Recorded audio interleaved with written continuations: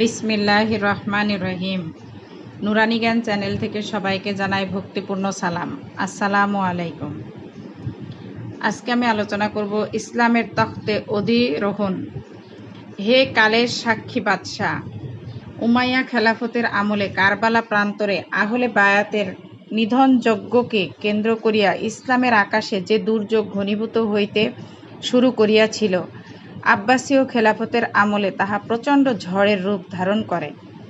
আমিরুল মুমিনিনগণ দেখিলেন, এক খণ্ড বস্ত্রের পরিবর্তে শরীরে 2 খণ্ড বস্ত্র দেখিয়া যদি প্রজাবৃন্দ তলোয়ার হস্তে খলিফার কৈফিয়ত তলব করিয়া বসে, তবে আর জীবনকে কিছুতেই ঢালাওভাবে উপভোগ করা সম্ভব হইবে না। কাজেই তাহারা এক শ্রেণীর মোল্লার সহায়তায় অত্যন্ত কৌশলে ইসলামকে মসজিদের চারিদেয়ালের মধ্যে আবদ্ধ করিয়া ফেলিলেন। দেখিতে দেখিতে সালাতের অর্থ কেবল রুটিন বাঁধা নামাজ এবং সিয়ামের অর্থ নিরম্ব উপবাসের নামান্তর রোজা চালু হইয়া গেল। কেবল কতিপয় নিষ্প্রাণ ক্রিয়াকর্মের মধ্যেই সাধারণ মুসলমানদের ধর্মীয় তৎপরতা সীমিত হইয়া পড়িল। আমিরুল মুমিনিনগণ সুলতানু জিল্লুল্লাহ এর মনগড়া ব্যাখ্যার রফরফে চড়িয়া সকল জিজ্ঞাসার ঊর্ধ্বে উঠিয়া গেলেন। সেই যুগে নিষ্ঠাবান আলেমের অভাব ছিল না। খলিফাদের কর্মকাণ্ড দেখিয়া তাহারা ক্ষুব্ধ হইলেন। প্রতিবাদ করিতে যাইয়া ইমাম ইবনে হাম্বল রহমতুল্লাহ আলাইহে বেত্রাঘাতে জর্জরিত হইলেন। ইমাম আবু হানিফা রহমতুল্লাহ আলাইহে কারাগারের বন্দিদশায় মৃত্যুবরণ করিলেন। এ সময়ে আরব পারস্যে গ্রিক চিন্তাধারারও ব্যাপক প্রসার লাভ ঘটে। তাহার সঙ্গে যুক্ত হয় হযরত হাসান বসরি রাদিয়াল্লাহু তাআলা আনহুর দলত্যাগী শিষ্য ওয়াসিল ইবনে আতা কর্তৃক প্রচারিত মাজহাবুল ইন্তেজাল বা মুতাজিলা মতবাদ। শুরু হইল ইসলামের প্রচলিত ধ্যান ধারণা ও বিশ্বাসকে লইয়া নতুনভাবে বিচার বিশ্লেষণ। ইহার ফলে লাভের মধ্যে এতটুকু হইল, ফিকা ও মুনতেকের মারপ্যাচে পড়িয়া নতুন নতুন মতাদর্শের আবির্ভাব ঘটিতে লাগিল। দেখিতে দেখিতে মৃত ইসলামকে আবার টুকরা টুকরা করা শুরু হইয়া গেল। মুসলিম সাম্রাজ্যের খলিফা নির্বাচনকে কেন্দ্র করিয়া মুসলমানদের ঐক্যে প্রথম ফাটল সৃষ্টি হয়। অধিকাংশ মুসলমান কর্তৃক মনোনয়ন পদ্ধতির বিরোধিতা করার ফলে হযরত আলী কারামাল্লাহ ওয়াজহু এর সমর্থকগণ মুসলমানদের জামাত হইতে আলাদা হইয়া যায়। তাহারাই আশিয়াতুল্লিল আহলিল বায়েত, সংক্ষেপে শিয়া অর্থাৎ দল নামে পরিচিত হয়। সিফফিনের যুদ্ধে আরেক দল মুসলমান হযরত আলী কারামাল্লাহ ওয়াজহুর সন্ধির প্রস্তাবের বিরুদ্ধে লা হুকমা লিল্লাহ ইল্লাল্লাহ, আল্লাহ ছাড়া আর কাহারও ফয়সালা চলিবে না বলিয়া তাহার বিপক্ষে চলিয়া যায়। ইহারাই খারেজি নামে পরিচিত। ইয়ামেন নিবাসী আবদুল্লাহ ইবনে সাবা নামক এক ব্যক্তির নেতৃত্বে এই দলটি গঠিত। ইহাদের উদ্দেশ্য ছিল মুসলমানদের ঐক্যে ফাটল সৃষ্টি পূর্বক ইসলামকে দুর্বল করা। আমিরুল মুমিনিন হযরত উসমান রাদিয়াল্লাহু আনহুর শাহাদত বরণের পিছনেও এই দলটির সক্রিয় ভূমিকা ছিল। হযরত জাফর সাদেক রহমতুল্লাহ আলাইহি 1484 হিজরিতে ইন্তেকাল করেন। তাহার ইন্তেকালের পর তদীয় 2 পুত্র মুসা কাজিম ও ইসমাইলের ইমাম হিসেবে মনোনয়নকে কেন্দ্র করিয়া শিয়াদের মধ্যে মতবিরোধ সৃষ্টি হয়।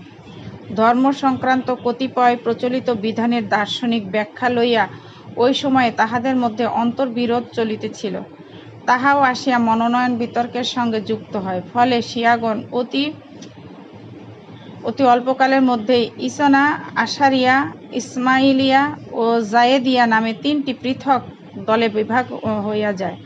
এই দলগুলির মধ্যে পুনরায় অন্তকলহের সৃষ্টি হয়। ফলে ইচনা আশারিয়াগণ আখবারি ও উসুলি ও ইসমাইলিগণ খোজা ও বোহরা শাখায় বিভক্ত হইয়া পড়ে। কালক্রমে দুনিয়ার সমগ্র মুসলমান সমাজ 7টি প্রধান জামাতে বিভক্ত হইয়া পড়ে। ইহাদের মধ্যে একমাত্র আহলে সুন্নাত জামাত ব্যতীত বাকি 6টি জামাতের প্রত্যেকটি মতদ্বৈধতার কারণে 12 শাখা হিসেবে মোট 72 শাখায় ভাগ হইয়া যায়।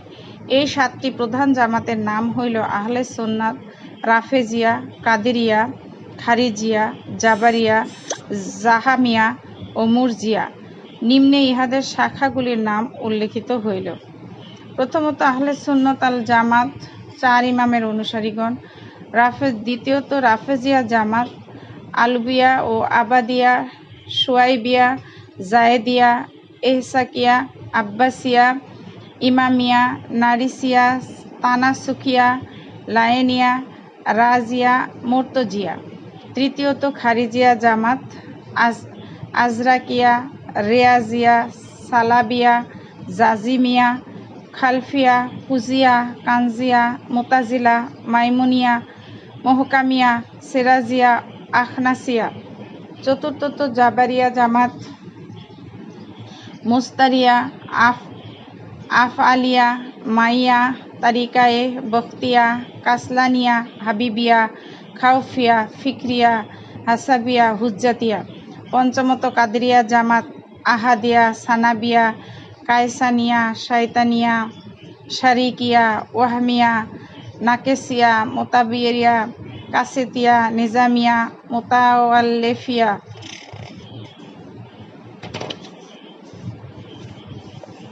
ইত্যাদি বহু দলে বিভক্ত হইয়া পড়িলেন। নবী করিম সাল্লাল্লাহু আলাইহি সাল্লাম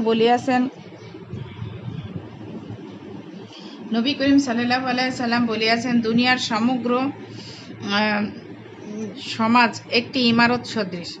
ইহার একটি ইট অন্য ইটকে সাহায্য করে, সবগুলি ইটের সাহায্যে একটি ইমারত হয়। তদ্রূপ মুসলিম ভাতৃসংঘ পরস্পরের সাহায্যে দৃঢ় ও শক্তিশালী হয়। তিনি বলিয়াছেন, যে ব্যক্তি অর্ধহস্ত পরিমাণ মুসলিম জামাত হইতে পৃথক হইয়া পড়ে, সে তাহার গ্রীবাদেশ হইতে ইসলামের বন্ধনকে সরাইয়া ফেলে। হযরত আব্দুল্লাহ বিন আমর রাদিয়াল্লাহু আনহু তাআলা হইতে বর্ণিত আছে যে হযরত নবী করিম সাল্লাল্লাহু আলাইহি সাল্লাম বলিয়াছেন, ইসরায়েলের সন্তানগণের যে অবস্থা হইয়াছে, আমার উম্মতগণেরও হুবহু তাহাই হইবে। তাহাদের মধ্যে কেহ যদি প্রকাশ্যভাবে তাহার মাতার সঙ্গে জেনা করিয়া থাকে, আমার উম্মতের মধ্যেও এমন একজন হইবে যে অনুরূপ কাজ করিবে।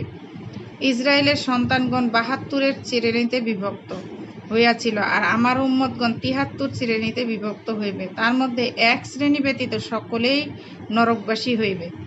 সাহাবাগণ আরজ করিলেন, হে রাসূল সাল্লাল্লাহু আলাইহি সাল্লাম, তাহারা কোন শ্রেণী? তিনি বললেন, তাহারা ওই শ্রেণী যাহারা আমার ওপর সাহাবীগণ সহ আমি দণ্ডায়মান আছি।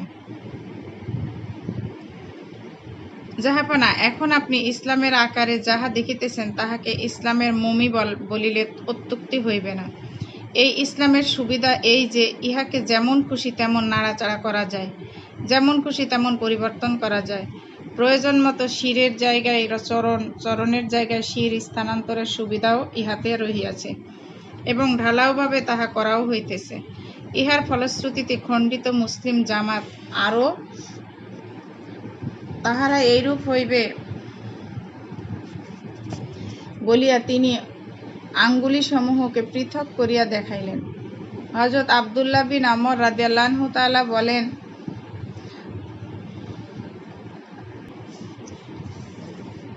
তাহারা ক্ষুদ্র ক্ষুদ্র খণ্ডে ভাগ হইয়া পড়িতেছে। আধুনা এই খণ্ড দল সমূহের মধ্যে জামাতে ইসলাম, নিজামে ইসলাম, জামাতে ওলামায়ে ইসলাম, হিজবুল্লাহ, বেকিয়ামি, লা মাহজাবি, তাবলিগি, ওহাবি, কাদিয়ানি, আহলে হাদিস, আঞ্জুমানে ইশতিয়া ইসলামের অন্যতম প্রধান। আর আশ্চর্যের ব্যাপার এই যে, ইসলাম প্রত্যেকটি দলকে উদার হস্তে তাহার প্রয়োজনীয় দলিল সমূহের চাহিদা পূরণ করিয়া চলিয়াছে।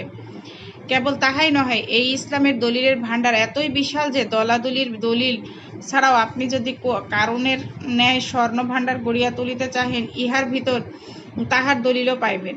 একই সঙ্গে বিলাসিতা ও হালকা জিকির চালাইয়া যাইতে চাহেন, তাহার দলিলও পাইবেন। ধন সম্পদের পাহাড়ের উপর বসিয়া বৈরাগ্য অর্জন করিতে চাহেন, তাহার দলিলও পাইবেন। বন্দিগির অজুহাতে আত্মার শক্তি বৃদ্ধির জন্য হামেশা খানাপিনায় ডুবিয়া থাকিতে চাহেন, তাহার দলিলও পাইবেন।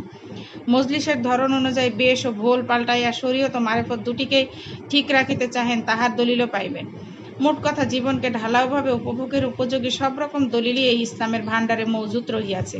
কেবল সিরাতুল মুস্তাকিম নির্দেশক দলিলগুলি ইহাতে পাইবেন না। কেননা বিভিন্ন দল কর্তৃক স্ব দলের সমর্থনে উত্থাপিত দলিল সমূহের যথার্থতা লইয়া বিতর্কের ডামাডোলের মধ্যে সেগুলি একেবারে হারাইয়া গিয়াছে।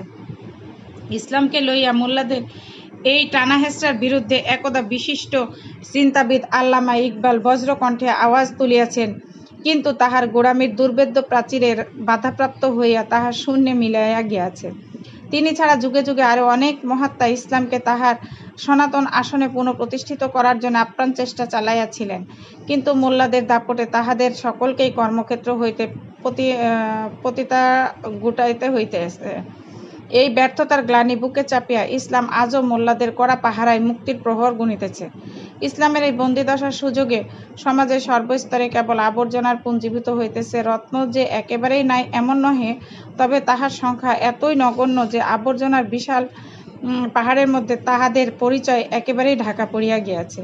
খ্যাতনামা ব্রিটিশ বণিক গ্রেসরাম তাহার অর্থনীতির ব্যাখ্যায় বলিয়াছেন, bad money drives a good money out of circulation. খারাপ মুদ্রা ভালো মুদ্রাকে বাজার হইতে তাড়াইয়া দেয়। হযরত রাসূল করিম সাল্লাল্লাহু আলাইহি সাল্লাম বলিয়াছেন, হে আব্দুল্লাহ বিন আমর, চতুর্দিকে দুষ্টু লোকের ঘেরাও, এর ভিতর থেকে তখন তোমার কি অবস্থা হইবে? তাহার চুক্তি ও আমানত শিথিল হইবে এবং তাহারা সমাজে বিভিন্নতা সৃষ্টি করিবে। তাহারা এরূপ হইবে বলিয়া তিনি আঙ্গুলি সমূহকে পৃথক করিয়া দেখাইলেন। হযরত আব্দুল্লাহ বিন আমর রাদিয়াল্লাহু আনহু আরজ করিলেন, হে আল্লাহর রাসূল, তখন আপনি আমাকে কি করিতে আদেশ দেন? তিনি বললেন, নিজের বিবেক মোতাবেক চলিবে এবং যাহা বুঝে আসে না তাহা ত্যাগ করিবে। অন্য বর্ণনায়, তোমার গৃহ অভ্যন্তরে থাকিবে, রসনাকে সংযত রাখিবে, তুমি যাহা জানো তাহা গ্রহণ করিবে, যাহা জানো না তাহা ত্যাগ করিবে, শুধু নিজের কাজ লইয়া থাকিবে, জনসাধারণের কাজ ত্যাগ করিবে। তিনি বলিয়াছেন, শেষ জামানায় লোকজন তাহাদের নেতাকে হত্যা করিবে এবং যেভাবে শিকারের মস্তক শিকারীর পাতানো জালে পৌঁছায়া যায়, তেমনি তাহারা ফেতনা ফাঁদে আবদ্ধ হইবে। পাপকার্য অনুষ্ঠানকারী মনে করিবে যে সে নেক কাজ করিতেছে। ঈমানদারদের নিকট ঈমানদারদের রক্ত অতি সহজ হইবে, তাহা শীতল পানি পান অপেক্ষাও মধুর হইবে। যদি তোমার পুত্রের মৌত হয় তবে তুমি ফিতনায় পড়িবে, আর যদি তোমার মওত হয় তবে তোমার পুত্র ফিতনায় পড়িবে। হযরত আব্দুল্লাহ ইবনে ওমর রাদিয়াল্লাহু আনহু তাআলা হইতে বর্ণিত আছে যে হযরত রাসূল করিম সাল্লাল্লাহু আলাইহি সাল্লাম বলিয়াছেন, আখিরি জামানার মানুষ 100 উট সদৃশ, উহাদের মধ্যে কদাচিৎ তুমি একটিও বহনোপযোগী পাইবে, অর্থাৎ আখিরি জামানায় সৎলোক পাওয়া কঠিন হইবে। হযরত রাসূল করিম সাল্লাল্লাহু আলাইহি সাল্লাম বলিয়াছেন, কিয়ামত হইবে না যে পর্যন্ত তোমার দাসীর গর্ভে তোমার প্রভু জন্মগ্রহণ না করিবে। সে সময় তুমি দেখিতে পাইবে যে নগদ ও নগ্ন পদ ও নগ্ন দেহ দরিদ্র মেষপালকগণ অত্যুচ্চ অট্টালিকার অধিকারী হয়েছে। তিনি বলিয়াছেন, কিয়ামত হইবে না যে পর্যন্ত আমার উম্মতের কতক সম্প্রদায় কাফেরদের সঙ্গে যুক্ত না থাকিবে এবং কতক সম্প্রদায় মূর্তি পূজা না করিবে। তিনি বলিয়াছেন, কিয়ামত হইবে না যে পর্যন্ত সর্বাপেক্ষা সৌভাগ্যশালী ব্যক্তি মূর্খের পুত্র মূর্খ না হইবে। হে সম্মানিত বাদশাহ শাসক, কেন আজ শোষকের রূপ পরিগ্রহ করিয়াছে? সুবিচার কেন আজ প্রহসনে পরিণত হইয়াছে? খুন রাহাজানি লুণ্ঠন ধর্ষণ কেন আজ নৈমিত্তিক ঘটনা হইয়া দাঁড়াইয়াছে? প্রেম প্রীতি ভালোবাসা পরোপকার দয়া দাক্ষিণ্য কেন আজ সমাজ হইতে বিদায় লইয়াছে? ভোগবিলাসের স্রোতে লোক কেন আজ গা ভাসাইয়া দিয়াছে? ধন সম্পদের লিপ্সায় লোক কেন আজ এত উন্মত্ত হইয়া গিয়াছে? হালাল হারামের পার্থক্য কেন আজ ঘুচিয়া গিয়াছে? আশা করি আপনি হযরত রাসূল করিম সাল্লাল্লাহু আলাইহি সাল্লামের উপরোক্ত কালাম সমূহের আলোকে তাহা হৃদয়ঙ্গম করিতে সক্ষম হইবেন। জাতির এই দুর্ভাগ্যজনক চেহারার প্রতি লক্ষ্য করিয়াই মাওলানা জালালউদ্দিন রুমি রহমতুল্লাহ আলাইহি আক্ষেপ করিয়া বলিয়াছেন, আসপে হিম্মত শুয়ে আখর তাখতি আদমে মসজিদ রানা সেনাক্তি। আকাঙ্ক্ষার অশ্ব কে তুমি নিম্নতর ভোগের দিকে ধাবিত করিয়াছ? যে আদমকে ফেরেশতা সেজদা করিয়াছিল তাহাকে তুমি চিনিতে পারিলে না? হযরত ইউসুফ ইবনে হুসাইন রহমতুল্লাহ আলাইহি বলিয়াছেন,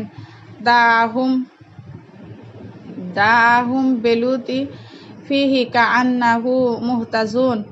কোনো ব্যক্তি দায়ে ঠেকিয়া যেরূপ তাহার প্রিয়জনকে ডাকে, আল্লাহ পাকও আপন রহমতে ঠিক তেমনিভাবে গুনাহগার বান্দাকে ডাকিয়া থাকেন।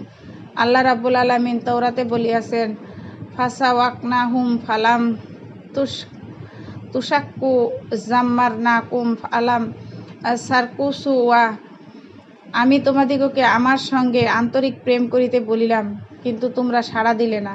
আমি তোমাদিগকে গান শোনাইলাম, কিন্তু তোমরা নাচিলে না। জাহাপানা, মাসুকের এই সোহাগপূর্ণ আহ্বানে সাড়া দেওয়ার জন্যই এই হতভাগ্য মুসলমান জাতি কবে আবার শ্রবণ শক্তি ফিরিয়া পাইবে, কবে আবার ইসলাম তাহার হৃত মর্যাদা পুনরুদ্ধার করিতে সক্ষম হইবে।